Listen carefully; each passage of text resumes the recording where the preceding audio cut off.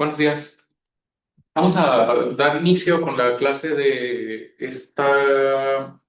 con la primera clase de esta semana. El día de hoy vamos a terminar con insuficiencia adrenal y vamos a empezar con los otros dos temas que nos faltan para terminar ya glándula adrenal. Eh, ¿Dudas y preguntas hasta lo que hemos visto en la clase anterior? Doc, tengo una pregunta. Ujú. ¿Me podría confirmar cuándo es la fecha del examen y el horario? El examen es el jueves, creo que es 29. Es 30. Jueves 30. Jueves 30 a las 11 de la mañana. Muy bien, Doc, muchas gracias. Muy bien. Entonces, lo que nos faltaba era el tratamiento de la insuficiencia suprarrenal. Para el tratamiento de esta condición, nos vamos a encargar de reemplazar las dos principales hormonas que se encuentran deficientes en caso de que se trate de una insuficiencia suprarrenal primaria. El tratamiento puede ser por medio de glucocorticoides y mineralocorticoides para reemplazar la falta de cortisol y la falta de aldosterona respectivamente. En los mineralocorticoides,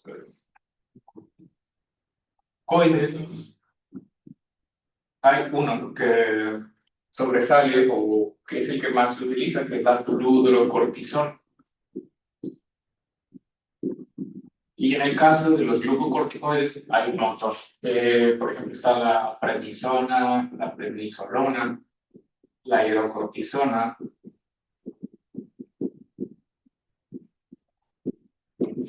la dexametasona, la metilprednisolona, etcétera. Los glucocorticoides en muchos casos pueden tener actividad dual, esto quiere decir que pueden activar receptores de mineralocorticoides y de cortisol al mismo tiempo. Y hay algunos que solamente tienen actividad de glucocorticoides, por ejemplo, la dexametasona tiene actividad fundamentalmente glucocorticoide, y hay otros que tienen actividad doble, como por ejemplo la hidrocortisona, que tiene actividad tanto mineralocorticoide como glucocorticoide. Entonces, dependiendo de qué es lo que requiera el paciente, como lo vimos en la clase anterior, si el paciente tiene insuficiencia suprarrenal primaria, es probable que vayan a estar deficientes las dos hormonas, la aldosterona y el cortisol. Pero si tiene insuficiencia suprarrenal secundaria, lo más probable es que solamente vaya a tener deficiencia de cortisol y que la liberación de aldosterona se encuentre preservada. Por lo tanto, lo único que habría que hacer en este caso sería administración de un glucocorticoide, que no necesariamente requeriría tener actividad mineralocorticoide, como por ejemplo prednisona. Entonces, de acuerdo al diagnóstico que tenga el paciente, pues es el tratamiento. Y obviamente habría que tratar también la etiología específica. Si se trata de una enfermedad de Addison, pues ahí no hay a generar mucho que hacer, simplemente reemplazar las hormonas que están deficientes. Pero si se trata de una etiología infecciosa, por ejemplo, pues habría que tratar la infección, si es tuberculosis, sífilis, darle el antibiótico o el antimicrobiano correspondiente para tratar la enfermedad. Pero bueno, eso ya es tema aparte y nos vamos a preguntar, obviamente, por antifímicos, antituberculosis o antituberculosis o cosas de eso. Eh, Otra cosa que tenemos que tener en cuenta es la crisis adrenal. La crisis adrenal puede llegar a presentarse en aquellos pacientes que presentan ya un diagnóstico de insuficiencia suprarrenal, por ejemplo, y que, como creo que sí lo alcanzamos a comentar en la clase anterior, que llegan a presentar una enfermedad de otro tipo que supone un estrés adicional, por lo tanto, requerirían una dosis extra o incrementada del el glucocorticoide que están consumiendo. Si está consumiendo, por ejemplo, 25 miligramos de prednisona, y el paciente tiene un infarto, tiene una neumonía o se va a operar de una colecistectomía, es necesario incrementar de manera temporal la dosis para tratar de simular la respuesta fisiológica que ocurriría en caso de que el paciente pudiese producir sus propias hormonas de manera normal. Entonces, es algo que tenemos que tener en cuenta, porque lo que puede llegar a suceder si no incrementamos la dosis es que el paciente, ante esta falta de capacidad para incrementar la dosis endógena de cortisol, pues entra en crisis adrenal y puede llegar a presentar los signos y síntomas que ya habíamos mencionado en la clase anterior. Entre los principales que se encuentra la tríada de la insuficiencia suprarrenal, que es la hiponatremia, la hipoglucemia y una de las más graves, la hipotensión. Y también el paciente podría llegar a presentar eh, hipotensión que es refractaria o resistente al uso de vasopresores. Cuando una persona tiene hipotensión, pues tenemos que analizar cuál es la causa específica de esa hipotensión, si se trata de un shock cardiovascular, un shock séptico, hipovolémico de otro tipo. Y muchas veces recurrimos al uso de vasopresores como noradrenalina, dopamina o vasopresina.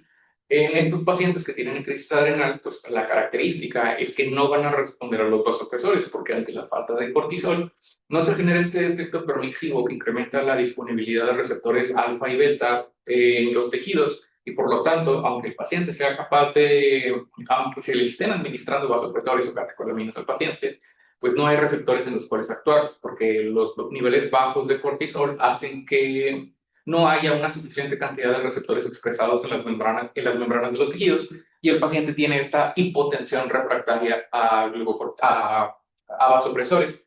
Y en ese caso el tratamiento es básicamente hidrocortisona. La dosis es de 100 miligramos cada 12 horas, pero dosis no tienen que saber, nada más saber que en ese caso usualmente recurrimos a hidrocortisona porque es el que tiene acción más rápida, se administra por vía intravenosa y es el tratamiento que está descrito en las guías para shock refractario al uso de vasopresores, en el caso de que el paciente tenga crisis adrenal.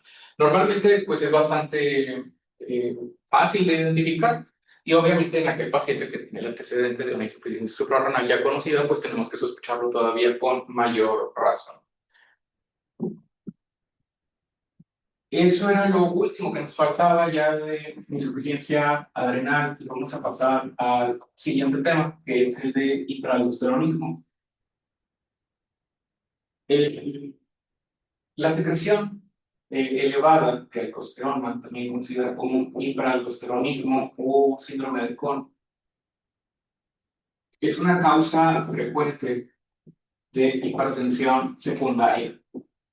No es la más frecuente, porque entre las más frecuentes se encuentra, por ejemplo, la estenosis de la arteria renal o la aterosclerosis, pero es una causa importante de hipertensión secundaria. Hipertensión secundaria casi siempre se manifiesta en pacientes más jóvenes, o sea, menores de 40, 30 años, y también, pues lo importante del diagnóstico y tratamiento apropiado de esta enfermedad es que es potencialmente una causa reversible de hipertensión. Esto quiere decir que si el paciente tiene, por ejemplo, un adenoma productor de aldosterona y removemos el adenoma, pues técnicamente debería de curarse de la hipertensión, a diferencia de un paciente que tiene hipertensión esencial o primaria, en el cual pues ya no hay forma de curarlo, simplemente de controlarlo.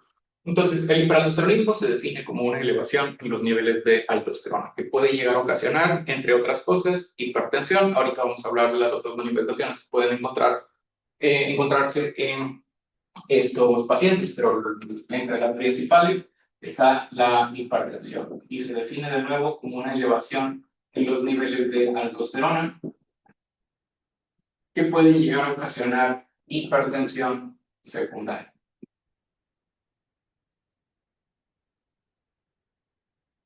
Entre las principales manifestaciones que pueden llegar a presentarse se encuentra la elevación, obviamente, de la presión arterial.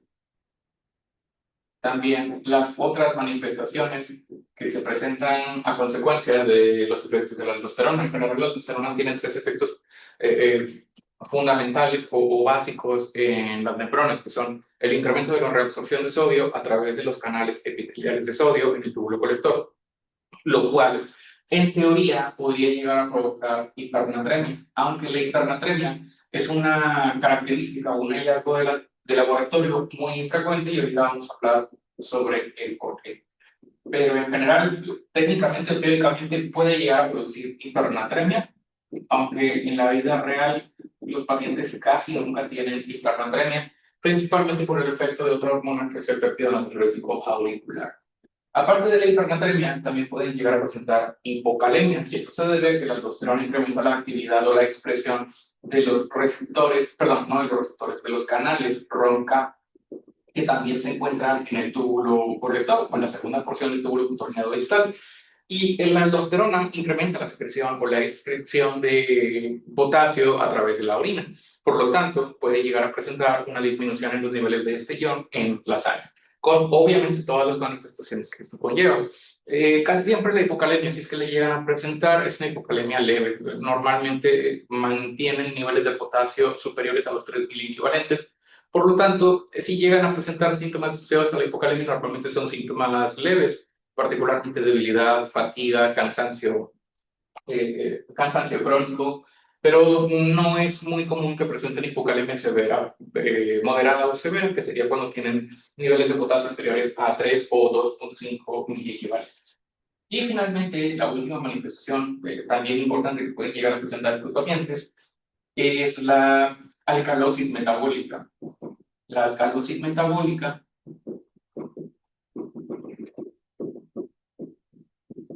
debido al incremento de la secreción o excreción de iones hidrógeno por el efecto de la aldosterona. La aldosterona incrementa la secreción de iones H a través del incremento de la actividad de las bombas hidrógeno-potasio ATPase e hidrógeno ATPase que se encuentran en las células intercaladas tipo A de los túbulos colectores. Por lo tanto, puede llegar a presentar también alcalosis metabólica.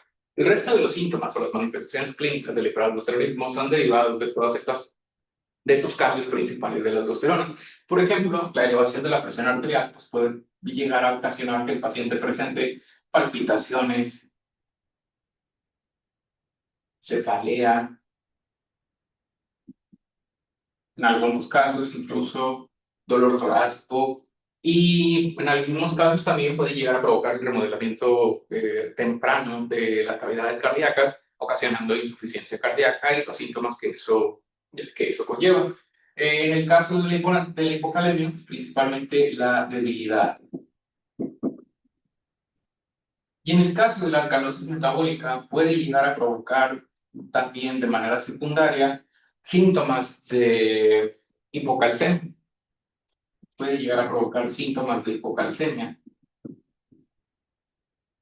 sin que haya un cambio en los niveles de calcio total. Y eso lo vamos a explicar, espero que el día de hoy más adelante. Porque la alcalosis metabólica lo que hace es provocar un incremento en la unión del calcio ionizado a las proteínas, lo cual reduce la cantidad de calcio libre que está disuelto en el plasma y puede llegar a generar síntomas de hipocalcemia, pero con niveles de calcio total normales. En casos de alcalosis metabólica. Pero más adelante, hoy vamos a hablar sobre el calcio. Entonces, estas manifestaciones, de nuevo, son bastante inespecíficas. Hipertensión, debilidad y en algunos casos, pues los síntomas, si es que llegan a estar presentes de la hipocalcemia y que también tienden a ser muy leves. La mayor parte de los pacientes solamente presentan la hipertensión y los síntomas asociados a ello. De hecho, la hipocalemia también es una manifestación frecuente. En algunos casos, la hipocalemia se hace manifiesta cuando el paciente empieza a recibir tratamiento para la hipertensión, pensando en que puede tratarse de una hipertensión esencial o primaria. Muchas veces iniciamos tratamiento con primera línea diuréticos tiazídicos específicamente, que pueden llegar a desenmascarar la hipocalemia. El paciente, cuando se diagnostica inicialmente la hipertensión, presenta niveles de potasio normales, a lo mejor 3.5, 3.6, y empezamos el tratamiento con el diurético. Ahí, posterior a eso, 1 o 2 semanas después, es que aparece la hipocalemia, porque el hiperaldosteronismo, de nuevo, aunque se asocia con hipocalemia, no es fundamental o no siempre va a estar presente la hipocalemia en los pacientes que tienen hiperaldosteronismo primario. Entonces, la principal manifestación o síntoma o queja por la cual los pacientes van a buscar atención médica es la hipertensión. Y de nuevo, pues si es un paciente joven, pues casi siempre va a haber la sospecha de la hipertensión secundaria, particularmente si es menor de 30 años. Pero si llega a presentar en un paciente mayor de 30 años, mayor de 40 años o más, pues puede confundirse fácilmente con una hipertensión esencial y ser tratado de manera convencional con los medicamentos que se utilizan para el tratamiento de la hipertensión primaria, como podría ser los inhibidores de la enzima convertidora de angiotensina, antagonistas del receptor de aldosterona o diuréticos, que aunque funcionan, no son el tratamiento ideal, porque no están atacando específicamente el problema, que es el exceso de aldosterona. Entonces, se vuelve más difícil el control o alcanzar las metas de tratamiento en estos pacientes en comparación a darle el tratamiento específico, que sería el tratamiento con antagonistas del receptor de aldosterona o de mineralocorticoides, que son medicamentos como la espironolactona, por ejemplo, que son antagonistas del receptor de mineralocorticoides. Entonces, estos son los síntomas que tenemos que tener en consideración. Y hablando un poco más sobre la hipernatremia, la razón por la cual estos pacientes no desarrollan hipernatremia es por un fenómeno que se conoce como escape de aldosterona. El escape de aldosterona básicamente es la respuesta normal esperada, fisiológica del cuerpo cuando se empiezan a elevar de manera desmedida los niveles de aldosterona. Conforme se están elevando los niveles de aldosterona, esto va a provocar varios cambios esperados o conocidos, que son pues, el incremento en la reabsorción de sodio, y ese incremento en la reabsorción de sodio provoca, en consecuencia, una disminución del sodio urinario. Y este incremento en la reabsorción de sodio también se va a traducir en un incremento en la reabsorción de agua. Por consecuencia, va a haber un incremento en el volumen intravascular. Y el incremento del volumen intravascular desencadena mecanismos reguladores del volumen, específicamente la liberación de pérdida de la auricular por las aurículas cardíacas. Y esto va a provocar la liberación del péptido natriurético auricular, el bloqueo de los canales epiteliales de sodio. Lo que hace el péptido natriurético auricular, entre muchas cosas, pero la que nos importa en este momento, es bloquear el canal epitelial de sodio, que es uno de los canales que activa el receptor de aldosterona. Entonces, el incremento del ANP va a producir el bloqueo del ENaC, ocasionando que no exista la hipernatremia, porque el ANP, como se libera de manera normal, hace que el paciente empiece a excretar ese exceso de sodio que se había reabsorbido de manera inicial por el exceso de aldosterona, y por lo tanto es infrecuente encontrar hipernatremia en estos pacientes. Sin embargo, el ANP pues, no tiene efectos, por ejemplo, sobre el nivel de potasio, tampoco tiene efectos sobre la alcalosis metabólica. Entonces, el péptido natriurético auricular evita la aparición de la hipernatremia, pero no necesariamente va a afectar los otros efectos del receptor de mineralocorticoides. No va a provocar ningún cambio en los niveles bajos de potasio, ni va a provocar algún cambio en el equilibrio ácido-base, solamente corrige la hipernatremia, pero no los demás.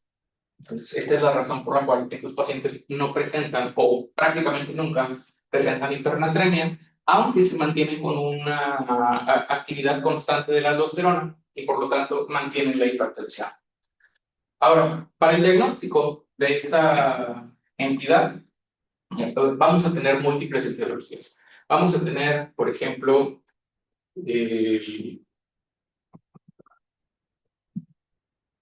las causas más comunes, hablando ya de las etiologías o causas del aldosteronismo primarios. Tenemos que la causa más común es la hiperplasia adrenal bilateral. Y en segundo lugar se encuentra el adenoma suprarrenal, casi siempre unilateral. Adenoma suprarrenal. También hay causas menos frecuentes, como por ejemplo el carcinoma, que también puede tratarse de un tumor maligno productor de aldosterona. Y también están los hiperaldosteronismos familiares, de los cuales hay 4 principales, pero que nosotros no vamos a abordar con mucho detalle. Los hiperaldosteronismos familiares son mutaciones, su mismo nombre lo dice, son mutaciones genéticas que son autosómicas dominantes, que van a producir alteraciones en la forma en la cual se sintetiza o se produce la aldosterona. Por ejemplo, hay algunos tipos de hiperaldosteronismo familiar que se llaman hiperaldosteronismo irremediable con glucocorticoides. Y esto sucede porque hay una quimerización del gen que se encarga del receptor de mineralocorticoides o que sintetiza el receptor de mineralocorticoides, haciendo que de manera normal la corteza suprarrenal, específicamente la zona glomerular, que es la que se encarga de producir la aldosterona, responda a corticotropina o que responda a ACTH. Esto hace que, de nuevo, la ACTH estimule la liberación de aldosterona, lo cual, de nuevo, en condiciones normales eso no debería de ocurrir.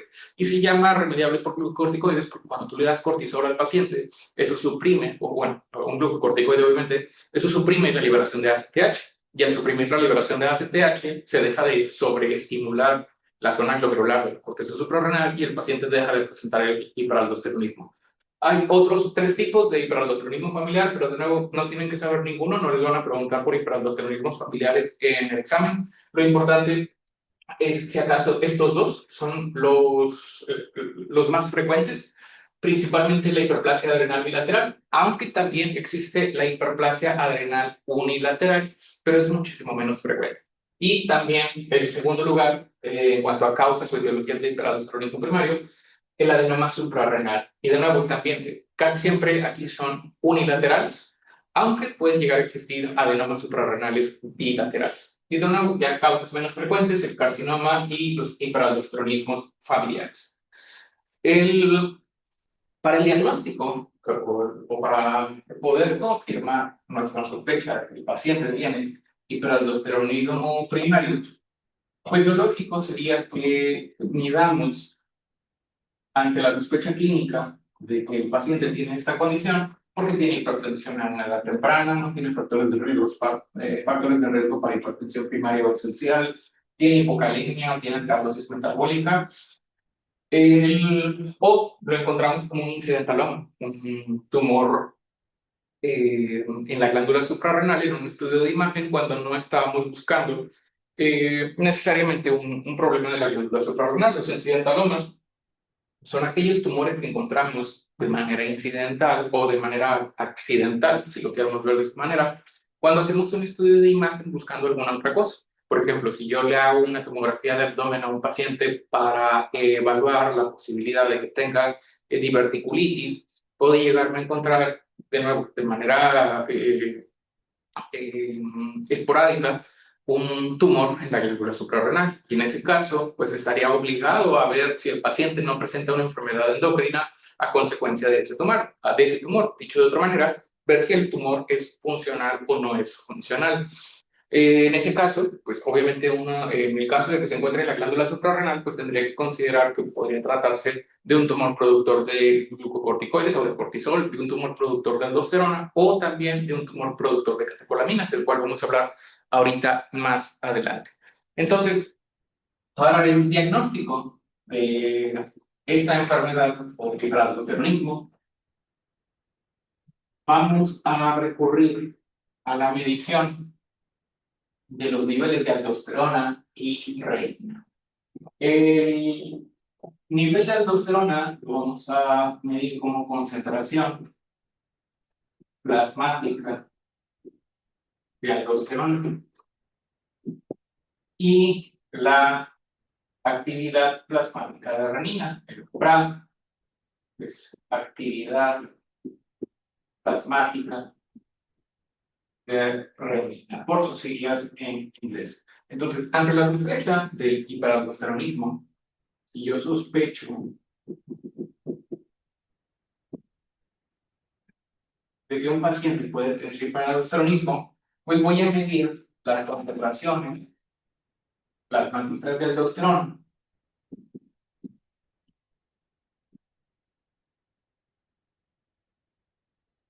y la actividad plasmática de renina.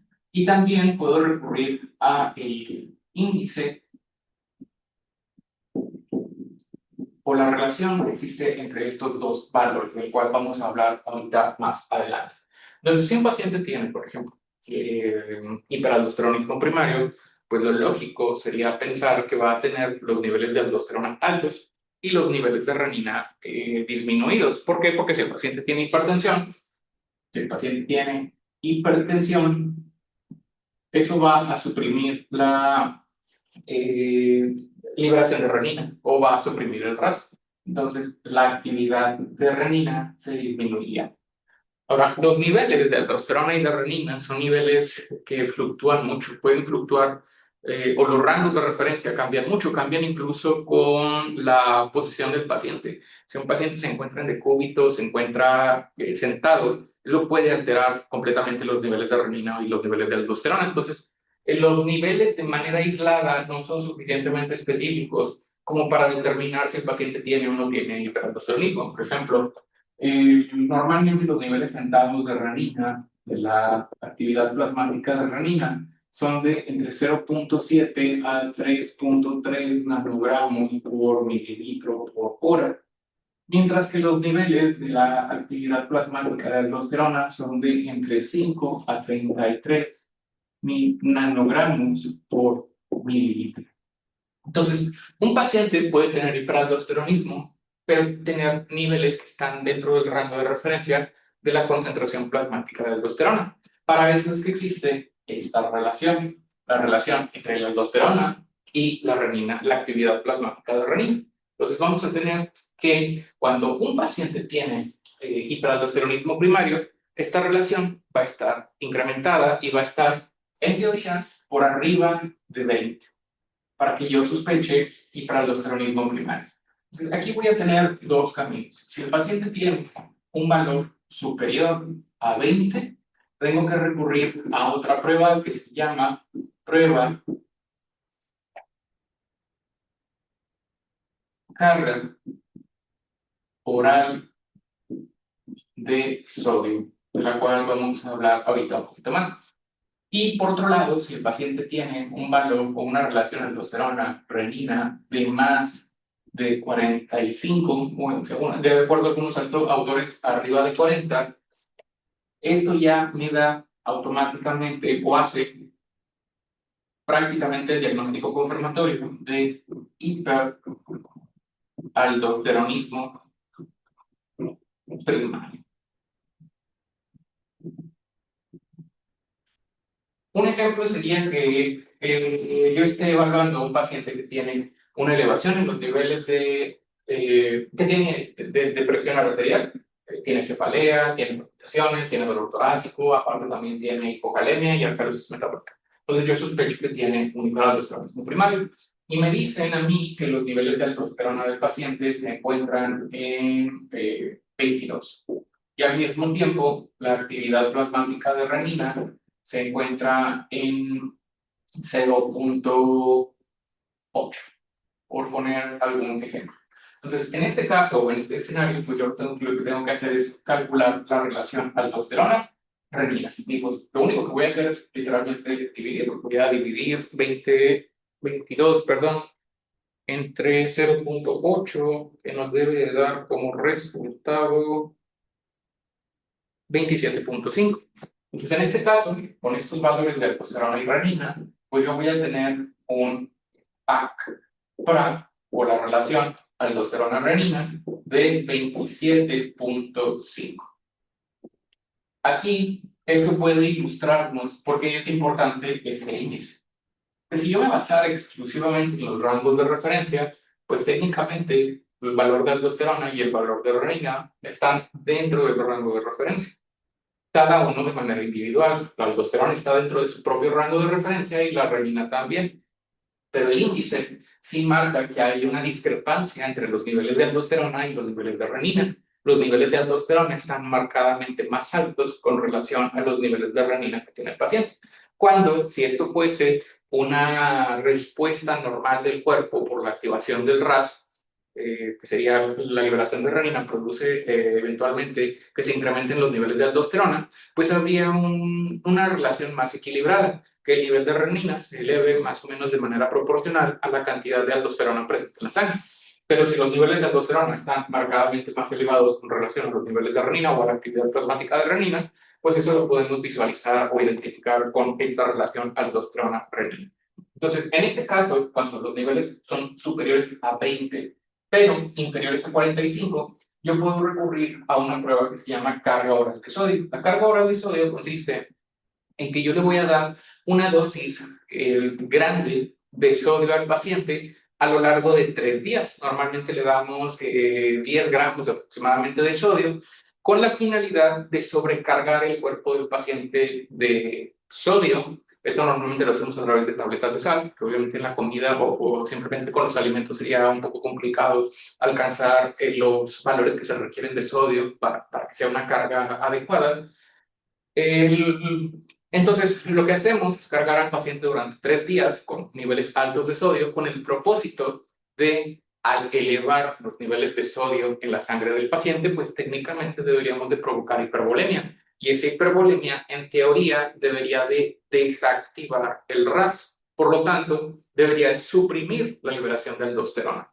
Entonces, lo que hacemos después de la carga oral de sodio es medir los niveles de aldosterona en orina. Medimos los niveles de aldosterona en orina y si superan el rango de referencia para esto, confirmamos que tiene el hiperaldosteronismo primario. También se puede hacer en lugar de una carga oral de sodio de otra prueba que se llama prueba con solución salina. Pero no nos vamos a preguntar por los detalles de esas pruebas, entonces no es necesario que se los aprendan. Tampoco necesitan aprenderse los valores de referencia de la aldosterona en orina. De hecho, tampoco tienen que aprenderse los valores de referencia de aldosterona en plasma, porque estos van a venir en el examen. Pero sí es importante los pasos a seguir, porque si está arriba de 20, pero abajo de 45, todavía existe la posibilidad de que el paciente no tenga hiperaldosteronismo primario, por eso es que necesitamos esta prueba confirmatoria. Si la segunda prueba siguen elevados, o más bien se encuentran elevados los niveles de aldosterona, pues confirmamos entonces el diagnóstico de hiperaldosteronismo primario, porque de nuevo en teoría lo que debería de hacer esa carga oral de sodio es suprimir la liberación de aldosterona. Y de nuevo, si el paciente tiene niveles extremadamente altos, o más bien la relación aldosterona-renina es muy alta, o sea, los niveles de aldosterona están muy altos con relación a la cantidad de la actividad plasmática de renina, pues prácticamente ya nos da el diagnóstico desde el principio y de hiperaldosteronismo primario. Para esta condición tenemos que tener otros diagnósticos diferenciales, porque de nuevo aquí lo que está presentando el paciente principalmente es hipertensión. Y vamos a tener condiciones, pueden ser bastante similares, solamente con esos signos o síntomas. Por ejemplo, puedo tener una condición en la cual el paciente tenga niveles altos de aldosterona, también con niveles elevados de renina. Cuando el paciente tiene niveles elevados de aldosterona con niveles elevados de renina, ¿dónde estamos? Bueno, si tiene niveles elevados de aldosterona con niveles elevados de renina, a esto se le llama hiperaldosteronismo secundario. Y el hiperaldosteronismo secundario puede ser el resultado de varias enfermedades que producen hipertensión, como por ejemplo, el más obvio, el tumor secretor de renina. También puede ser resultado de una estenosis de la arteria renal, porque eso produciría una disminución del flujo sanguíneo hacia los riñones, por lo tanto, la disminución de la perfusión produce la elevación de los niveles de renina y en consecuencia la elevación de los niveles de aldosterona. Aquí también entran otras enfermedades como por ejemplo la insuficiencia cardíaca, porque la reducción del gasto cardíaco va a producir una menor perfusión renal, mayor liberación de renina y mayor liberación de testosterona. Y lo mismo para otras enfermedades en las cuales hay una disminución del volumen arterial efectivo, como por ejemplo la cirrosis hepática. Y aquí incluso podríamos también agregar el síndrome de Bartter por el edema ocasionado por el edema ocasionado por la el síndrome nefrótico del síndrome de Bartter. Entonces, hiperaldosteronismo secundario lo tenemos que considerar cuando los niveles de aldosterona y los niveles de renina están los dos elevados. Y finalmente, otra condición que también tendríamos que considerar como diagnóstico diferencial son algunas enfermedades que también ya hemos visto anteriormente.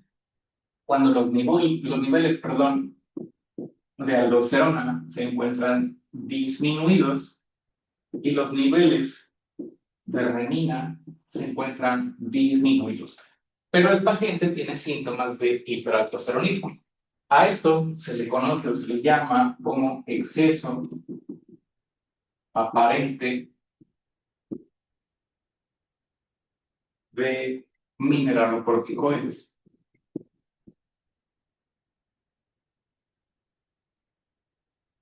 El exceso aparente de mineralocorticoides es cuando una persona tiene síntomas de hiperaldosteronismo, pero los niveles de aldosterona están disminuidos. Y eso puede ocurrir también por muchas enfermedades que ya vimos. Por ejemplo, causas de exceso aparente de mineralocorticoides incluyen al síndrome de Cushing.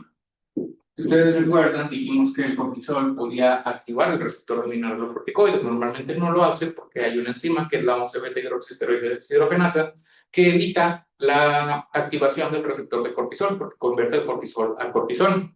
Pero el exceso de cortisol puede llegar a provocar que esta esta enzima resulte insuficiente para convertir todo el cortisol a cortisona y eventualmente el cortisol activa el receptor de aldosterona, produciendo síntomas de hiperaldosteronismo, pero con niveles de aldosterona y niveles de renina disminuidos. También aquí entrarían las mutaciones genéticas del gen que se encarga de la síntesis o de la formación de la 11-beta-hidroxiesteroide deshidrogenasa, que es la enzima de nuevo que convierte el cortisol a cortisona.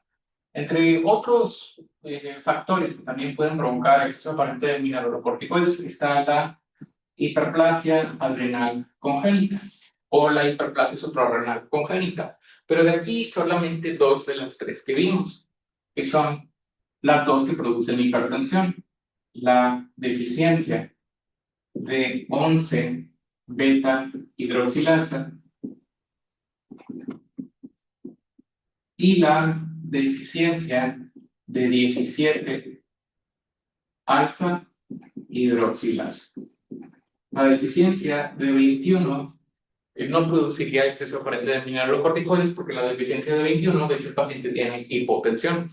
En estas dos se debe a la acumulación de otros mineralocorticoides débiles, que son la 11-deoxicorticosterona y la corticosterona, que producen los síntomas de hiperaldosteronismo, pero con niveles de aldosterona bajos o en algunos casos normales, como la deficiencia de 17-alfa-hidroxilasa. Entonces, estos son algunos ejemplos de enfermedades que pueden llegar a producir elevación en la presión arterial, simulando un hiperaldosteronismo, incluso pueden llegar a producir hipocalemia o pueden llegar a producir alcalosis metabólica, pero que en los hallazgos de laboratorio encontraríamos niveles de aldosterona bajos y también niveles de renina disminuidos. Entonces, es importante que los tengamos como diagnósticos diferenciales, porque obviamente en nuestro temario vimos síndrome de Cushing y vimos hiperplasia adrenal congénita. Entonces, pues puede llegar a haber problemas o casos que tengan estas condiciones como diagnóstico diferencial de un hiperaldosteronismo primario. Hasta aquí, ¿alguna duda o pregunta? Muy bien. Entonces, ya que llegamos a este punto, ya que llegamos al diagnóstico de hiperaldosteronismo primario, lo siguiente sería el diagnóstico etiológico específico, que eran los que ya había escrito aquí previamente en el pizarrón. Si la principal causa de hiperaldosteronismo primario es la hiperplasia adrenal bilateral y el adenoma unilateral, el estudio ideal sería un estudio de imagen que evalúe las glándulas suprarrenales, que puede ser una tomografía o una resonancia contrastados. Y en este caso, de nuevo, pues lo más común es que sea una hiperplasia bilateral. Pero en algunos casos puede llegar a resultar difícil identificar si solamente una de las glándulas está afectada o si las dos glándulas están afectadas. O sea, si el paciente tiene hiperplasia o si tiene un tumor. Pero en algunas ocasiones los tumores son muy pequeños o puede tener hiperplasia unilateral, lo cual dificulta un poquito el diagnóstico por imagen. Podemos recurrir a otra prueba que se llama muestreo de venas suprarrenales. El muestreo de venas suprarrenales consiste en, primero, realizar un estudio de imagen. Lo que estaríamos viendo sería evaluar cuáles son los vasos sanguíneos que se encargan de drenar a las glándulas suprarrenales, específicamente los vasos venosos. Y una vez que ya identificamos en los estudios de imagen, como por ejemplo una tomografía, los vasos, podemos recurrir a un método invasivo para metiendo o introduciendo un catéter a través de la vena femoral y poniendo un catéter en cada una de las venas principales que drenan a las glándulas suprarrenales, con el propósito de medir directamente las concentraciones de aldosterona en cada uno de esos puntos. Si yo pongo un catéter en la vena suprarrenal izquierda y en la vena suprarrenal derecha, puedo medir directamente las concentraciones de aldosterona en cada uno de estos dos puntos y de esa manera saber si se trata solamente de una glándula suprarrenal la que está produciendo el exceso de aldosterona o si son las dos glándulas suprarrenales las que están produciendo el exceso de aldosterona. Esta prueba, el muestreo de venas suprarrenales, no se tiene que hacer en todos los pacientes, solamente se considera si es que el paciente está pensando estamos pensando en ofrecerle un tratamiento curativo al paciente. Y aquí, pues, se pueden dividir a grandes rasgos las etiologías en dos grupos, que son aquellas que tienen un tratamiento curativo y las que solamente se van a manejar de manera farmacológica. Por poner un ejemplo, si yo tengo hiperplasia adrenal bilateral, o sea, si mis dos glándulas están hiperplásicas, que están produciendo o son la causa del exceso de aldosterona, pues técnicamente esa condición es una condición que no es candidata a un manejo quirúrgico, porque el manejo quirúrgico implicaría la resección de las dos glándulas suprarrenales, lo cual pues va a dejar al paciente no nada más con deficiencia de aldosterona, sino también con deficiencia de las otras hormonas de la corteza, que son el cortisol y los andrógenos. Entonces, en esos casos, pues se prefiere solamente dar un manejo farmacológico con los antagonistas del receptor de mineralocorticoides, como el espironolactona, por ejemplo. Pero si por otro lado el paciente tiene un adenoma suprarrenal productor de aldosterona, en este caso el paciente es candidato a un tratamiento quirúrgico curativo. Y si quitamos o si se reseca ese tumor, el paciente dejaría de producir un exceso de aldosterona y por lo tanto ya no requeriría ni siquiera tratamiento con fármacos. En algunos casos sí lo sigue requiriendo. Pero por eso es que se dividen en esos dos grupos, en aquellos que se pueden curar y en aquellos que no se pueden curar. Y el muestreo de venas suprarrenales solamente se hace en aquellos pacientes en los cuales estamos buscando un tratamiento curativo. Si el paciente desde el principio dice que él no se quiere someter a una cirugía, porque a lo mejor él no quiere o porque tiene contraindicaciones importantes, o más bien factores de riesgo que lo ponen, que le confieren una alta mortalidad, por ejemplo, que se trata de un adulto mayor que tenga muchas comorbilidades, de un paciente que tiene alguna condición que lo pone en alto riesgo durante el proceso de anestesia, durante el proceso quirúrgico, o simplemente por la preferencia del paciente. Si el paciente no se quiere someter a cirugía, pues no tiene sentido que estemos buscando la etiología específica. Lo único que tendríamos que descartar en este caso es que no se trate de un tumor maligno, de un carcinoma, pero si no encontramos nada en el estudio de imagen, en la tomografía o en la resonancia que indique malignidad, no hay necesidad de hacer un muestreo de venas suprarrenales. El muestreo solamente se realiza en caso de que el paciente esté buscando un tratamiento curativo. Y de nuevo, el tratamiento curativo sería para aquellos pacientes que tienen una adenoma suprarrenal unilateral o en su defecto que sea una adenoma suprarrenal bilateral, pero son menos frecuentes. Lo más frecuente es que si se trata de un adenoma, sea unilateral. En este caso se hace el muestreo de venas suprarrenales para evaluar si el paciente es candidato o no es candidato para la resección. Finalmente, el tratamiento. Para el tratamiento del hiperaldosteronismo, como ya lo mencioné, va a haber tratamiento quirúrgico y tratamiento farmacológico. El tratamiento quirúrgico sería meter al paciente a la sala de quirófano para resectar el adenoma suprarrenal, productor de aldosterona. Y el tratamiento farmacológico incluyen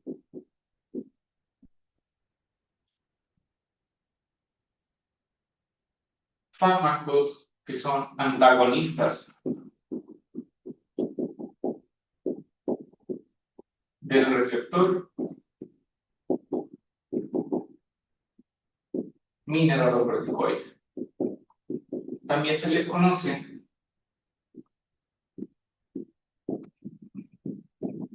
como diuréticos ahorradores de potasio, como por ejemplo la espironolactona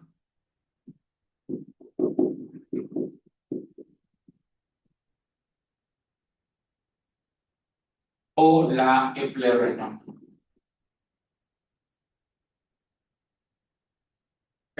También hay otros, como por ejemplo la amilorida, aunque la amilorida no se recomienda porque la amilorida solamente es un fármaco que bloquea el canal epitelial de sodio. No sirve para el tratamiento, o más bien, no va a bloquear los otros efectos del receptor de mineralocorticoides, por ejemplo, el ROMK y la excreción o secreción de iones hidrógenos. Entonces, espironolactona y eplerenona sí actúan directamente sobre el receptor de mineralocorticoides, bloqueando todos los efectos de la aldosterona. Por eso es que se prefieren estos dos fármacos como tratamiento farmacológico. Y aunque puede resultar obviamente costoso llegar al diagnóstico del hiperaldosteronismo primario, el hecho de darle al paciente estos fármacos, la espironolactona por ejemplo, en lugar de darle un inhibidor de la enzima convertidora de angiotensina o un antagonista del receptor de angiotensina 2, ATA2, mejora mucho el control de la presión arterial en estos pacientes porque estás atacando directamente el mecanismo fisiopatológico que está produciendo la hipertensión. Entonces, de ahí la importancia o de encontrar, primero, de sospechar que el paciente puede llegar a tener hiperaldosteronismo primario y, en segundo lugar, de hacer el diagnóstico correcto de manera oportuna para tratarlo con el fármaco apropiado y de esta manera evitar las complicaciones a largo plazo que puede llegar a producir la hipertensión, que puede ser el remodelamiento cardíaco, la insuficiencia cardíaca, hipertensión pulmonar y también el riesgo incrementado de infarto agudo al miocardio y enfermedad cerebrovascular. Hasta aquí, ¿alguna duda o pregunta? Muy bien. Entonces, el siguiente tema que vamos a revisar es el de feopromocitoma. Y ya es el último tema de glándula suprarrenal.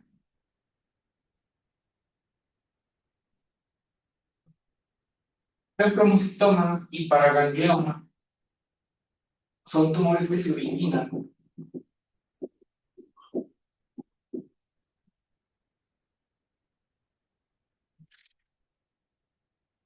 de células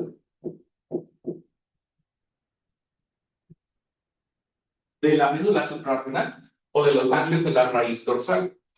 Los feocromocitomas son tumores que se originan de los feocromocitos, que son células cromáfinas que componen a la médula suprarrenal. Recordando que la médula suprarrenal son básicamente neuronas que perdieron sus axones. Y es la razón por la cual son capaces de producir neurotransmisores como los producen otras neuronas del sistema nervioso central. Nada más que son la noradrenalina, la adrenalina y la dopamina. Nada más que estas sustancias, la noradrenalina, adrenalina y dopamina, cuando funcionan en el sistema nervioso para transmitir una señal eléctrica entre el axón y una dendrita, a diferencia de las que se liberan desde la médula suprarrenal, que se liberan directamente de la circulación. Entonces, cuando funcionan, o más bien cuando se producen y liberan en el sistema nervioso central, se les llama neurotransmisores o básicamente están funcionando como un neurotransmisor. Pero cuando esas sustancias se liberan desde las células de la médula suprarrenal, se liberan directamente hacia la circulación y en ese caso pues tienen una función hormonal, porque están actuando en receptores que se encuentran a distancia en los diferentes tejidos. Entonces, feopromocitoma y paraganglioma son tumores que se originan de la médula suprarrenal o también se pueden originar de los ganglios de la raíz dorsal. ¿Por qué? Porque el sistema nervioso, que se divide en sistema nervioso somático y autónomo, y a su vez el sistema nervioso autónomo, tiene una porción simpática y una porción parasimpática. El neurotransmisor que utilizan los las neuronas del sistema nervioso parasimpático es acetilcolina, tanto para las preganglionares como para las postganglionares. Y en el caso del sistema nervioso simpático, el neurotransmisor que utilizan en las preganglionares es acetilcolina, pero en las postganglionares es noradrenalina y adrenalina.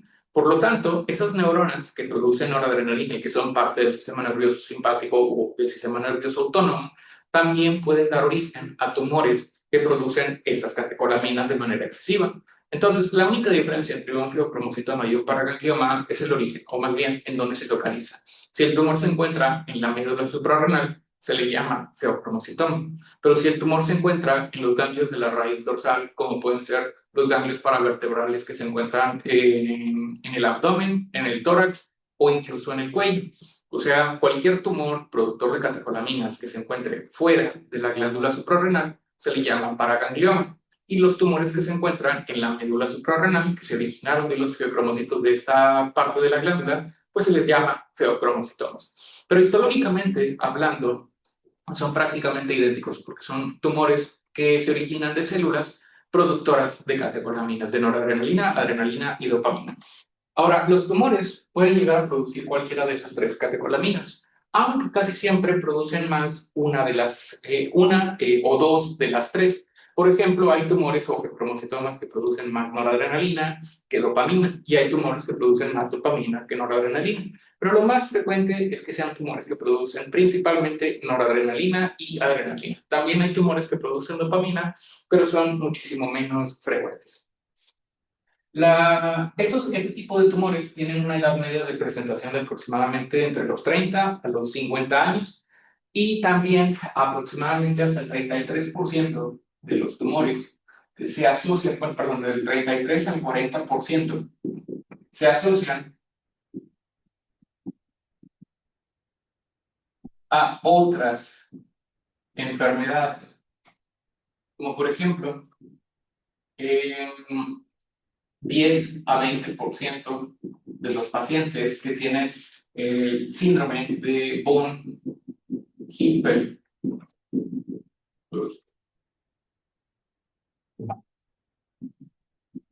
Lindau, también pueden aparecer hasta en el 50% de los pacientes que tienen neoplasia endocrina múltiple 2A, y también pueden aparecer hasta en el 1 a 2% de los pacientes que tienen neurofibromatosis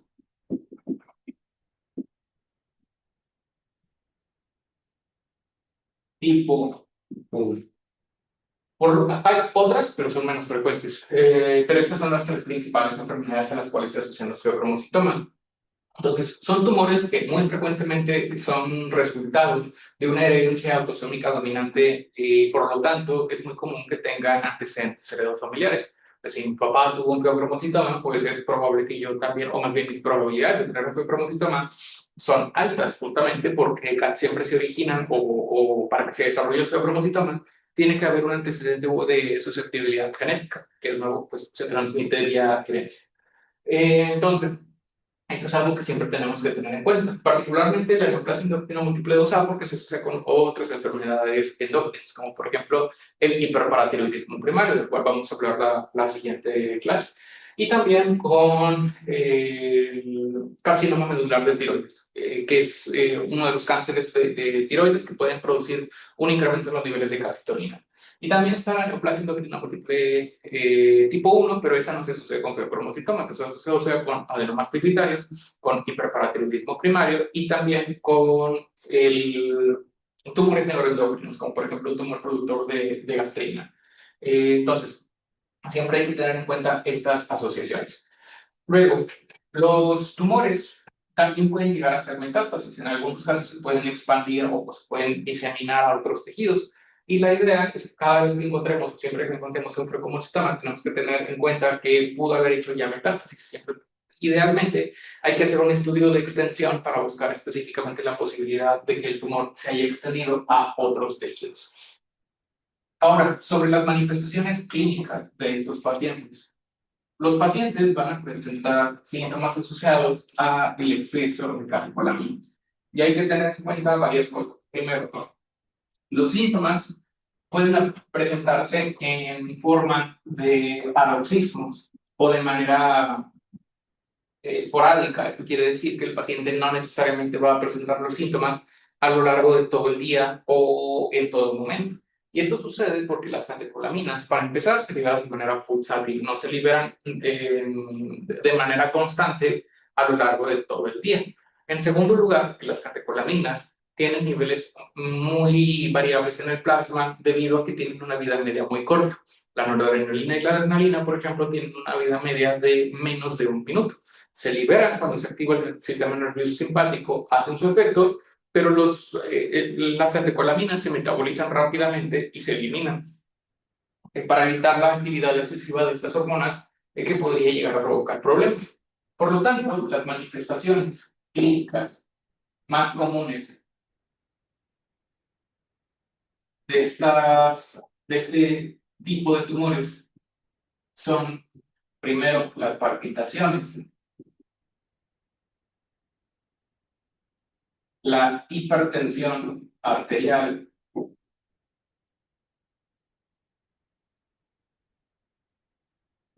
también pueden llegar a producir cefalea, hiperhidrosis,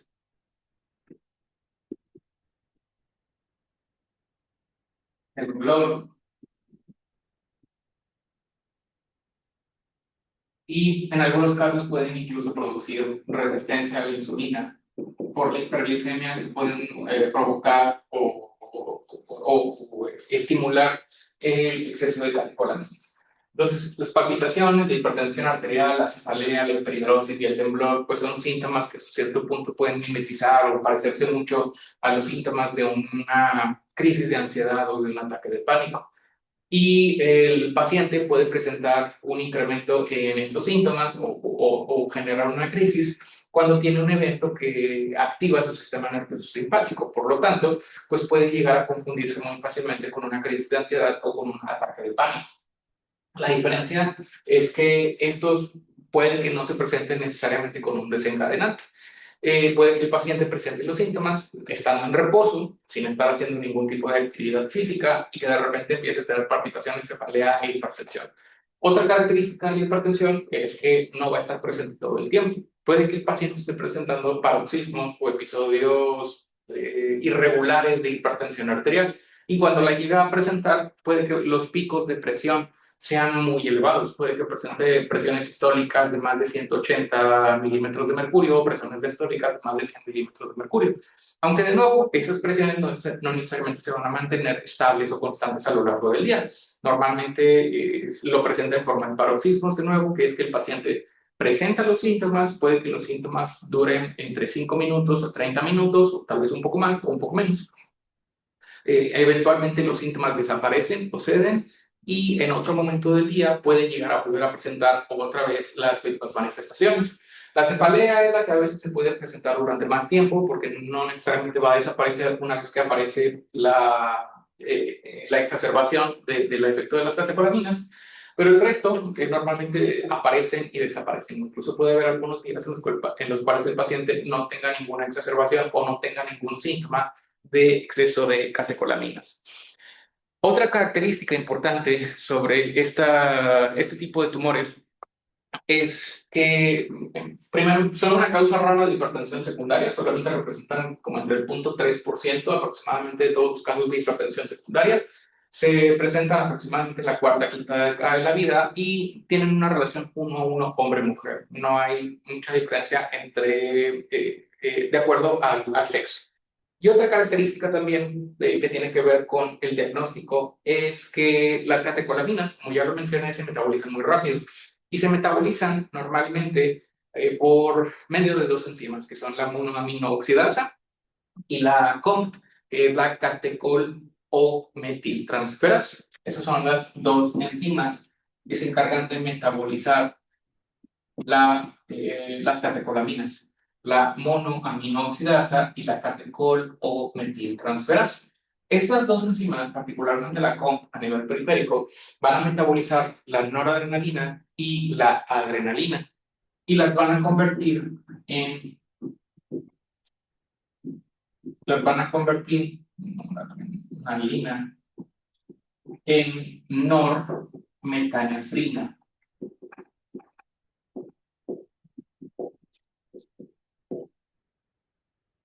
Norepinefrina se convierte en normetanefrina y la adrenalina se convierte a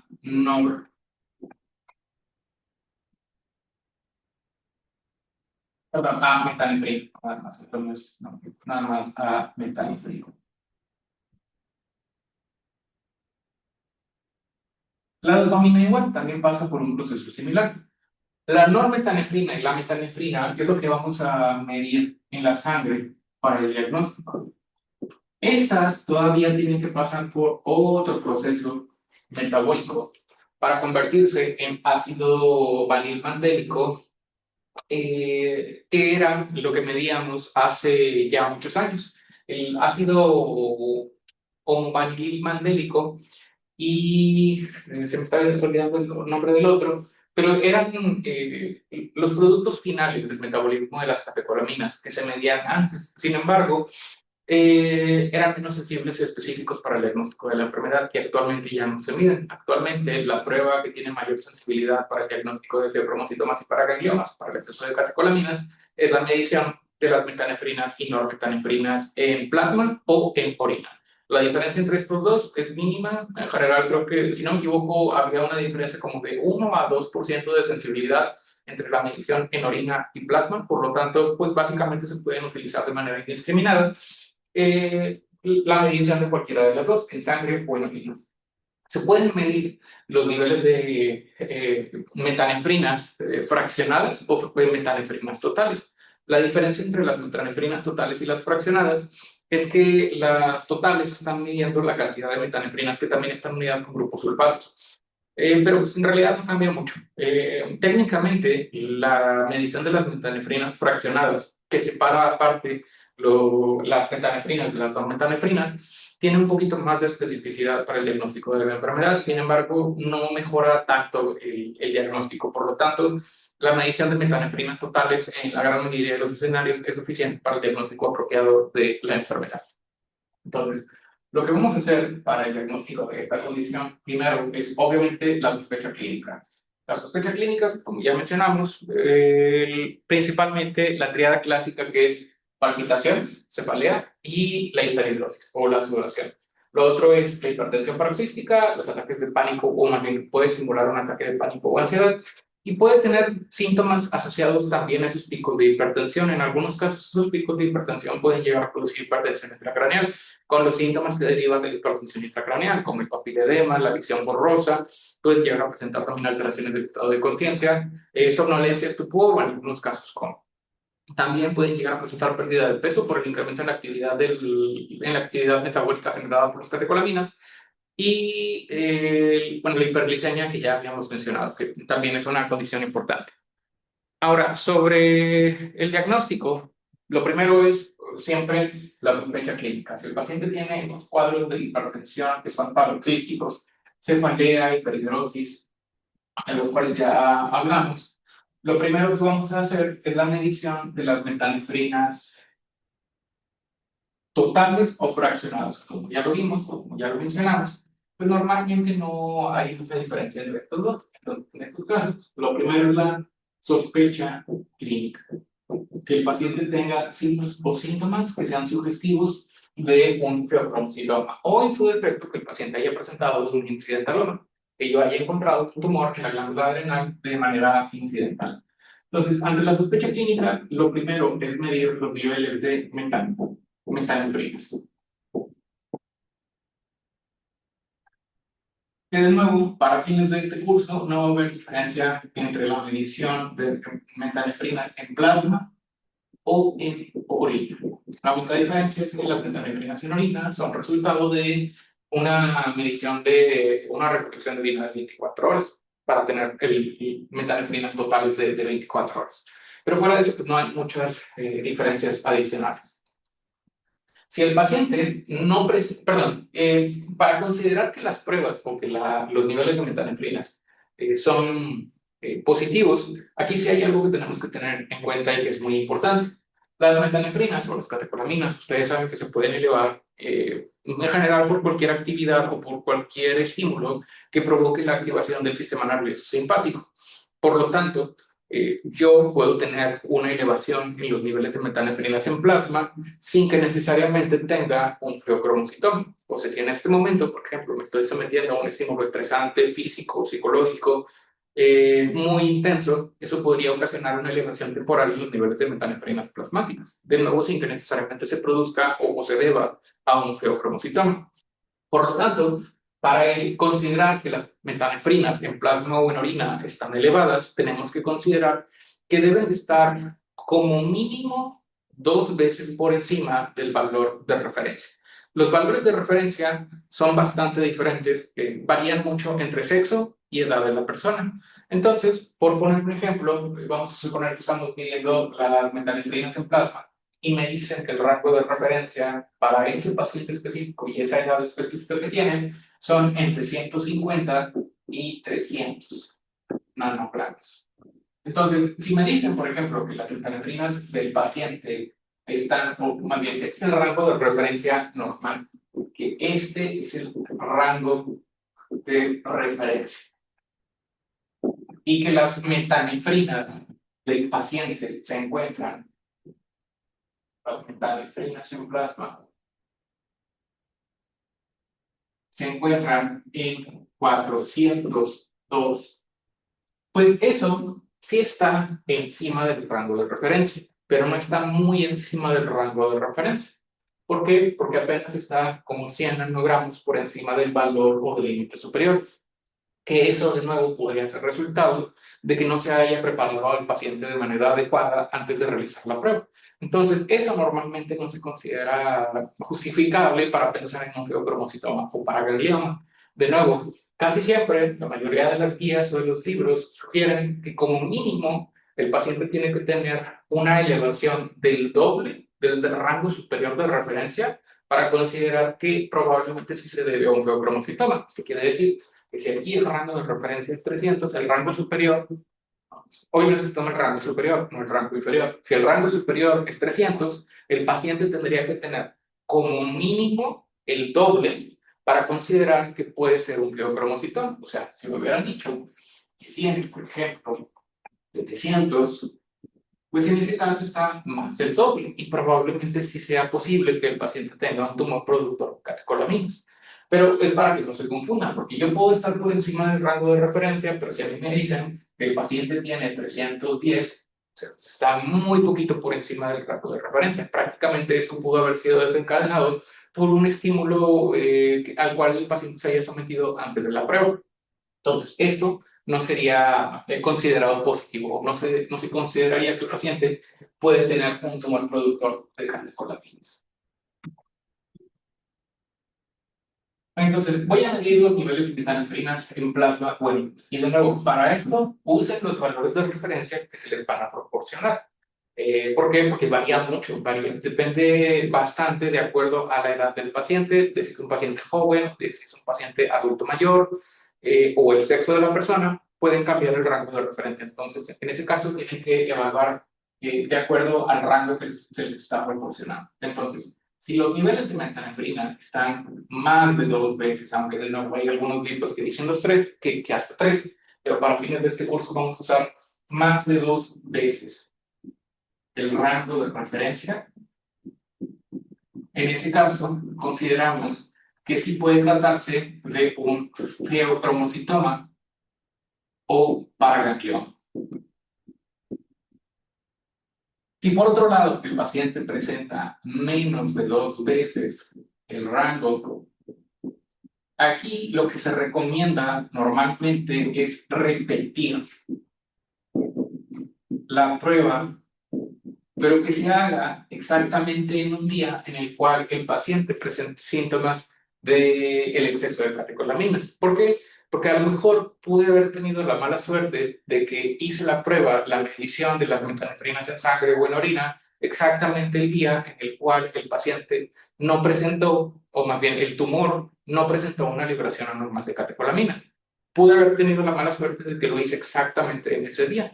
Y por lo tanto, pues eso no descarta que el paciente tenga un feocromocitoma, simplemente tendría que repetir la prueba, pero hacerla en un día en el cual el paciente clínicamente sí presente la cefalea, las palpitaciones, la sudoración, el temblor, que me hagan considerar que, o más bien, hacerlo en el momento en el cual el paciente está teniendo los síntomas para que sea un poquito más confiable, en caso de que la prueba inicial salga negativa. Ahora, si ya hice el diagnóstico, o más bien, si ya salió la prueba positiva, pues lo siguiente sería buscar el tumor. Y normalmente la gran mayoría de los tumores van a estar o van a salir en una tomografía de abdomen. Entonces aquí casi siempre lo que sigue, una vez que ya salió por arriba la, dos veces el rango de referencia de las metanefrinas y normetanefrinas, es hacer un estudio de imagen, casi siempre una tomografía contrastada. Y empezamos con abdomen. Hacemos la tomografía contrastada del abdomen porque el abdomen nos va a permitir evaluar primero la médula suprarrenal para ver si está ahí el tumor, que es donde se encuentra la mayoría de los tumores. Y en segundo lugar, los ganglios de la raíz dorsal que están a nivel, los ganglios paraórticos o los ganglios que están alrededor de la aorta abdominal en caso de que se trate de un paraganglioma. Si no encuentro nada ahí, pues ahora sí tendría que extenderme hacia tórax y hacia cuello, que son los otros dos sitios en donde yo podría encontrar un paraganglioma. Pero pues eso lo hago también con tomografía. Sería una tomografía contrastada, básicamente del abdomen, y si no encuentro nada en el abdomen, pues extenderme a tórax y a cuello para buscar específicamente el paraganglioma. En algunos casos también se puede recurrir a una tomografía con emisión de positrones, con la finalidad de buscar sobre todo paragangliomas que no están siendo encontrados por los estudios de imagen convencionales. Se pueden usar marcadores para buscar específicamente paragangliomas que sean muy pequeños y que no estén saliendo por estudios de imagen contrastados de manera convencional, o también para buscar metástasis, porque estos tumores, no todos, pero hay un buen porcentaje de los feocromocitomas y paragangliomas que metastatizan de manera temprana y por lo tanto siempre es importante hacer estudios de extensión para evaluar si el paciente, o más bien qué es lo que se va a tener que hacer para tratar de curar al paciente. Entonces, una vez que ya encontré el tumor a través de la tomografía contrastada y ya localicé que, por ejemplo, se encuentra en la médula suprarrenal o que se encuentra en los ganglios paraórticos en el abdomen, pues lo siguiente es retirar el tumor. Pero para este tipo de tumor en particular tenemos que tener particular cuidado. No es como otros tumores, como por ejemplo un adenoma que produce aldosterona o un adenoma que produce cortisol. En estos casos hay que preparar al paciente, una vez identificado el tumor, preparar al paciente para la cirugía o para el procedimiento quirúrgico. Y se tiene que preparar a estos pacientes porque la manipulación del tumor, en caso de que el paciente tenga un feocromocitoma, por ejemplo, o un paraganglioma, la manipulación manual del tumor puede llegar a provocar que exista una liberación de catecolamina súbita. Entonces, imagínense que el paciente ya se encuentra en quirófano, el cirujano abrió y se dirige o empieza a manipular la glándula suprarrenal con el fin de diseccionar el feocromocitoma y poder extirparlo. Sin embargo, la simple manipulación manual por parte del cirujano puede llegar a ocasionar que empiece a liberar catecolaminas hacia el torrente circulatorio del paciente y puede provocar una crisis hipertensiva. ¿Por qué es importante esto? Porque las crisis hipertensivas en el contexto de un paciente que está siendo operado incrementan de manera enorme el riesgo de sangrado, entre otras complicaciones, pero principalmente el riesgo de sangrado, porque si se eleva mucho la presión arterial, obviamente aumenta la fuerza que está ejerciendo la sangre sobre la pared de los vasos sanguíneos, y si el cirujano obviamente está cortando, pues el riesgo de sangrado, la cantidad de sangrado que va a presentar durante la cirugía va a ser muchísimo mayor. Obviamente hay otras muchas complicaciones asociadas a la hipertensión en el periodo quirúrgico, pero esa es una de las más importantes, el incremento en el riesgo de sangrado. Entonces, ¿cómo lo voy a hacer si ya sé que el paciente tiene este riesgo de sangrar? De hecho, también es una de las razones por las cuales no se biopsian. Biopsiarlo implicaría provocar, en primer lugar, la diseminación tumoral y en segundo lugar, podría llegar a provocar que haya una crisis adrenérgica debido a la liberación súbita de los catecolaminos. Entonces, para evitar que exista estas complicaciones durante el procedimiento quirúrgico, lo recomendable es preparar al paciente. Y para preparar al paciente, lo primero que vamos a hacer es realizar los siguientes pasos en orden. Lo primero que tenemos que hacer es realizar un bloqueo alfa adrenérgico. Entonces, para esto, le vamos a dar al paciente medicamentos alfa bloqueadores, Prasusin, por ejemplo, con el propósito de bloquear la mayor cantidad de receptores alfa en los tejidos del paciente. Y esto se lo tenemos que dar por un mínimo de una semana. Una vez que ya bloqueamos los receptores alfa, vamos a proceder a agregar, y aquí es importante y lo pongo con mayúscula, porque agregar quiere decir que va a tomar un medicamento adicional. No quiere decir que vayamos a suspender el alfa bloqueador, sino que aparte del alfa bloqueador, ahora le vamos a dar un beta bloqueador.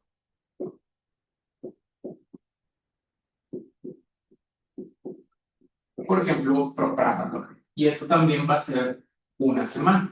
Y es importante seguir este orden en específico, porque invertir el orden en el cual damos los bloqueadores puede llegar a provocar una hipertensión reactiva. Esto quiere decir que si yo inicio el tratamiento al paciente con un beta bloqueador, si yo le doy, por ejemplo, propranolol, lo que voy a ocasionar es que al bloquear los principales receptores beta, beta 1, beta 2, todas las catecolaminas se van a dirigir hacia los receptores alfa, los alfa 1, por ejemplo.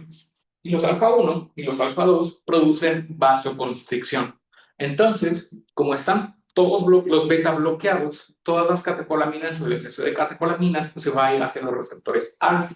Entonces, en lugar de que yo le baje la presión arterial con los beta bloqueadores, le voy a producir una hipertensión todavía mayor. Le voy a producir una hipertensión reactiva por haber bloqueado los beta primero en lugar de haber bloqueado los alfa. Entonces, por eso es importante el orden en este caso. Primero le doy los alfa bloqueadores y luego, ya que están bloqueados la mayor parte de los receptores alfa, ahora sí procedo a bloquear los beta. Y de esa manera, una vez bloqueados los alfa y los beta, ahora sí es un poco más seguro que el paciente entre a cirugía.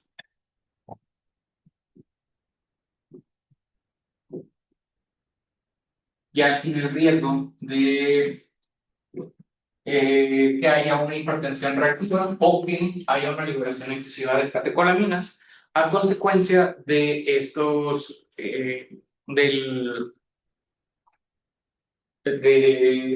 la manipulación del tumor por parte del cirujano. También se puede recurrir a otros medicamentos para el control de la presión arterial, como por ejemplo todo lo que tiene que ver, todos los medicamentos que se utilizan para el tratamiento esencial normal de la hipertensión primaria, pero particularmente los antagonistas de los canales de calcio son un poquito más efectivos en comparación con otros antihipertensivos. También se puede recurrir a medicamentos como la metirosina, que bloquea la síntesis de catecolaminas, pero esto solamente idealmente sería para aquellos pacientes que no son candidatos a cirugía, de nuevo por su edad o por sus factores de riesgo, o que no quieren la cirugía. Idealmente este tipo de tumores se tienen que extirpar porque de nuevo pueden hacer metástasis y pueden llegar a provocar más complicaciones. Entonces siempre hay que tratar de buscar el quitar el tumor para evitar complicaciones en el largo plazo. ¿Hasta aquí alguna duda o pregunta? Muy bien. Entonces, ya este era el último tema de glándula suprarrenal y vamos a empezar con el tema de calcio. Además, vamos a verlo primero y ya la siguiente clase continuamos. Ahorita nada más vamos a recordar brevemente cómo está regulado el calcio en nuestro cuerpo. El calcio es uno de los principales iones en nuestra sangre y la mayor parte del calcio se encuentra almacenado en los huesos. Aproximadamente más del 99% del calcio en nuestro cuerpo está en el tejido óseo. mientras que menos del 1% se encuentra en el líquido intracelular y líquido extracelular. Del que está dividido entre líquido intracelular y líquido extracelular, en el líquido intracelular las concentraciones de calcio son bajísimas, porque, como ustedes saben, el calcio en el líquido intracelular funciona como un segundo mensajero. Lo que quiere decir que muchas reacciones celulares o muchos de los procesos del metabolismo celular implican, o más bien requieren, que haya un incremento del calcio intracelular, como por ejemplo la liberación hormonal, la contracción muscular, la repolarización de la membrana. Son provocados, o más bien son ocasionados por el incremento de los niveles de calcio intracelular. Por lo tanto, las concentraciones de calcio intracelular son menores al 0.0000001 miliequivalentes por litro. Y la mayor parte del calcio que se encuentra en los fuera del tejido óseo se encuentra en el líquido extracelular. Ahora, el calcio extracelular se divide principalmente en tres compartimentos, que son el calcio unido a proteínas,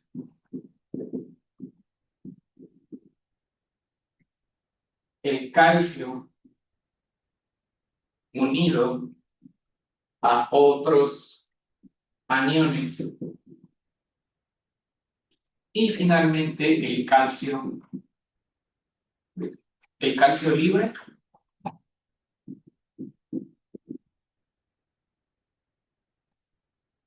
o ionizado. Cuando ustedes piden el calcio al laboratorio, si ustedes piden simplemente quiero niveles de calcio en sangre, el laboratorio lo que va a hacer es realizar la medición de todo el calcio que está en la sangre. A eso se le llama calcio total. Y esto se expresa en miligramos por decilitros. Miligramos por decilitro. El rango de referencia normal del calcio total es de 8.5 a 10.5 miligramos por decilitro. El problema es que el calcio total no necesariamente es un reflejo de los niveles de calcio libre o ionizado, que es el que importa, así como ocurre con otras hormonas en las que ustedes saben que las hormonas se pueden transportar de forma libre o unidas a proteínas y que solamente aquellas hormonas que están en su forma libre pueden activar receptores. Para el calcio o sucede algo similar. Solamente el calcio libre o el calcio ionizado es el que tiene actividad biológica o, dicho de otra manera, el calcio libre es el que va a producir los síntomas de hipocalcemia o de hipercalcemia. Lo que quiere decir que yo puedo tener alterado el calcio total sin que eso necesariamente refleje una alteración del calcio libre o ionizado. Por ejemplo, si una persona tiene alteración en la cantidad total de proteínas en la sangre, puede llegar a presentar una reducción del calcio total sin que eso necesariamente signifique que tiene una alteración en el calcio libre, o al revés, puedo tener un exceso de proteínas sin que eso tampoco signifique una alteración en el calcio libre. Entonces, justamente debido a esto, es que existe una fórmula para corregir el calcio de acuerdo a la cantidad de proteínas si es que el paciente no tiene la cantidad normal de proteínas en la sangre, que puede llegar a ocurrir por un montón de cosas. Por ejemplo, si un paciente está desnutrido, si un paciente está perdiendo proteínas a través de la orina debido a una glomerulopatía o debido a una lesión renal, si el paciente se encuentra en un estrés físico ya desde hace varios días o desde hace varias semanas y tiene niveles bajos de proteínas en la sangre o en el cuerpo, todo eso puede alterar también los niveles de calcio total. Entonces, la fórmula de calcio corregido es importante justamente para estos contextos de calcio corregido. Es igual el calcio corregido a la albúmina, perdón, 4 menos la albúmina del paciente y todo esto, o esto, por 0.8 más el calcio total del paciente.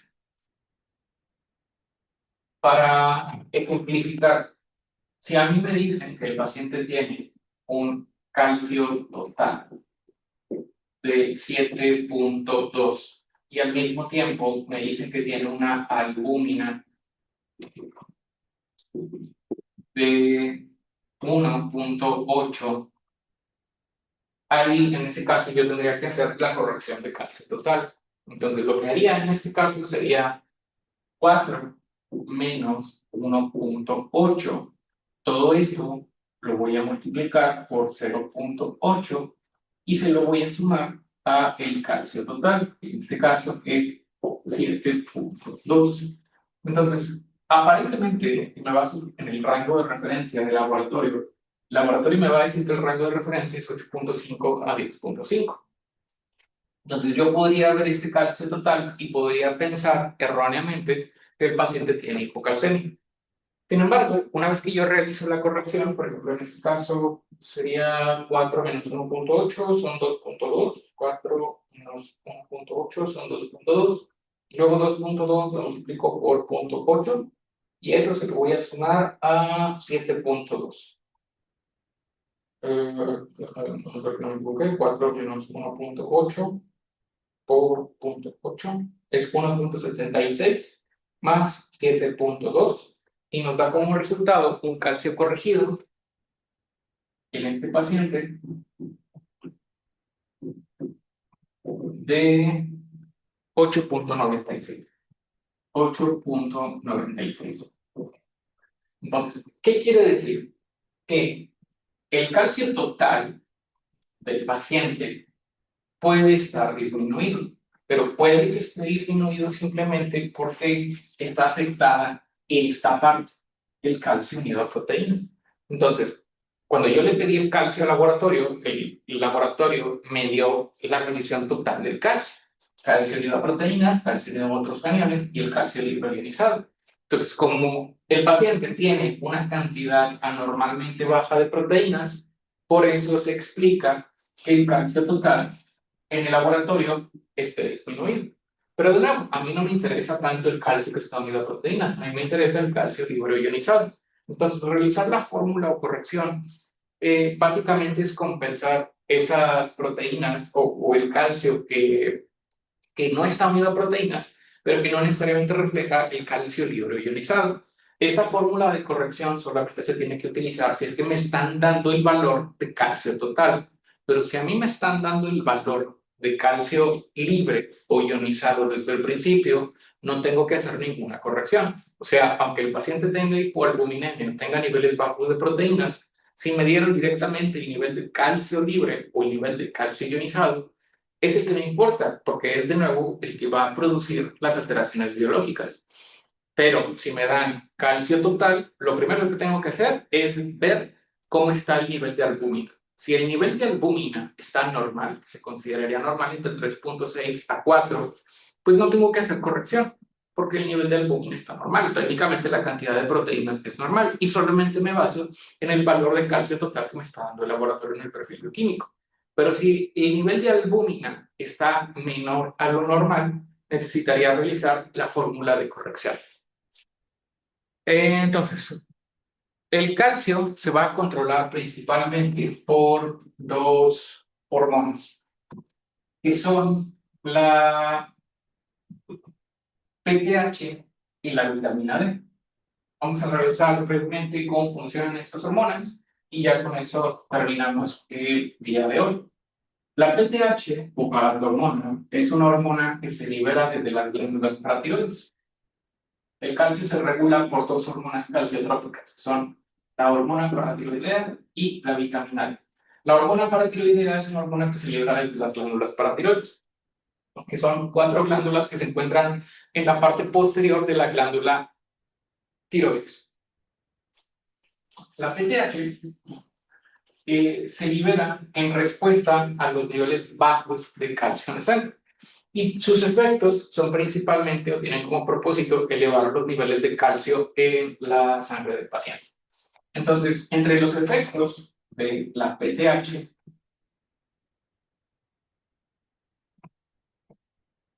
podemos mencionar que la PTH, que de nuevo se produce en las cuatro glándulas paratiroides,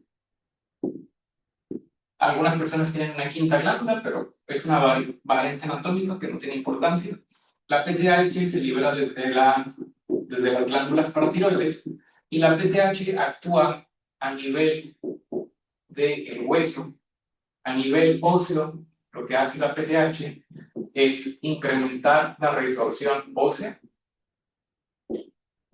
lo cual produce un incremento en la salida de calcio y también un incremento en la salida de fosfato del tejido óseo. En segundo lugar, la PTH también produce a nivel renal, en los riñones, tiene varios efectos. Primero, en el túbulo contorneado proximal, lo que hace la PTH es incrementar la excreción, o bueno, creo que es más preciso decir, el efecto de la PTH realmente es reducir la reabsorción de fosfato a nivel de las células del túbulo contorneado proximal, al bloquear un transportador que se llama cotransportador sodio-fosfato. En segundo lugar, en el túbulo contorneado distal, incrementa la reabsorción de calcio a través de la expresión de un canal que es el TRPV5. Y finalmente, el otro efecto de la PTH a nivel renal ocurre al incrementar la conversión de la forma activa de la vitamina D a su forma activa. En el caso de las células del túbulo contorneado proximal, lo que hace la PTH es conversión de el 25-OH vitamina D a 1,25 vitamina D, que es la forma activa de la vitamina D, también conocida como galcitriol. La vitamina D, o esta forma activa de la vitamina D, esta es la que va a producir otro de los efectos de la PTH. Esto es de forma indirecta. El calcitriol es el que estimula a nivel del tracto digestivo la absorción intestinal de calcio a través de los alimentos. Entonces, la vitamina D incrementa la absorción intestinal de calcio. Por lo tanto, todos estos efectos en conjunto, el incremento en la salida de calcio del hueso, el incremento en la absorción intestinal de calcio y el incremento en la reabsorción de calcio a nivel de los túbulos renales van a producir un incremento en los niveles de calcio sérico. Y el incremento en los niveles de calcio sérico es lo que va a producir la retroalimentación negativa, porque el incremento en los niveles de calcio es el principal estímulo para inhibir la liberación de PTH. Niveles de calcio incrementados deberían de inhibir la liberación de PTH. Esto ocurre porque las células de la PTH tienen un receptor en su membrana celular, un receptor asociado a proteína G.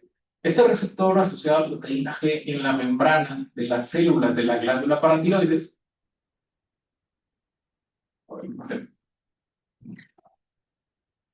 este receptor que se encuentra en la membrana celular de las células de la glándula paratiroides recibe el nombre de KSR. Por sus siglas en inglés es receptor sensible al calcio. El receptor sensible al calcio básicamente lo que hace es inhibir la síntesis de PTH.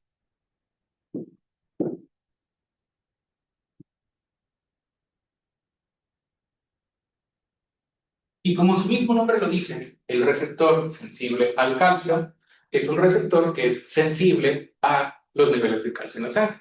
Lo que quiere decir que, ¿qué es lo que activa este receptor? El incremento en los niveles de calcio sérico. El incremento en los niveles de calcio sérico produce la activación del receptor sensible al calcio. Y la activación del KCR es lo que va a producir inhibición de la síntesis de PTH. La PTH, como otras hormonas peptídicas, es una hormona que se sintetiza como una preprohormona, como pre-pro-PTH. La pre-pro-PTH se almacena, perdón, se corta, y luego la PTH se almacena en vesículas en el interior de las células de la glándula paratiroides.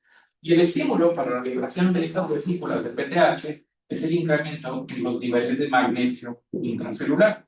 Esto es importante porque, como vamos a ver más adelante, los niveles de magnesio, tanto la hipermagnesemia como la hipomagnesemia, pueden alterar la liberación de PTH y por lo tanto producir trastornos del calcio. Pero eso lo vamos a ver más tarde. Ahorita nada más conocer que el receptor sensible al calcio, activado por el calcio, es el principal responsable de la inhibición en la síntesis de PTH. Y ese es el mecanismo normal de funcionamiento de esta hormona. Hasta aquí, ¿alguna duda o pregunta? Bueno, entonces vamos a quedarnos aquí. La siguiente clase empezamos con hiperparatiroidismo primario.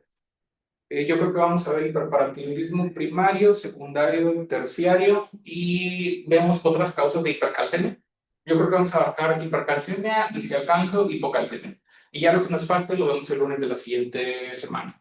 Entonces, nada más un par de cosas rápidas. El examen, igual viernes, perdón, jueves de semana 5. Ya está el segundo quiz de ambos, de la semana pasada, que es el que abarca toda la glándula suprarrenal, incluyendo hasta feocromocitoma. La fecha límite es el jueves de esta semana, hasta las 11 de la noche, pero es el segundo quiz, que igual es similar, pero aquí creo que son 36 preguntas, igual, 5 intentos, tiempo ilimitado. La idea es nada más que lo contesten cuando tengan oportunidad y suben la captura de pantalla ahí a Canvas. Y pues nada más, la siguiente clase continuamos. Si no hay ninguna otra duda o pregunta, los veo el próximo jueves. Gracias, doctor. Muchas Gracias, gracias, Doc. doctor. Bonito día. Gracias, doc. Gracias, doctor.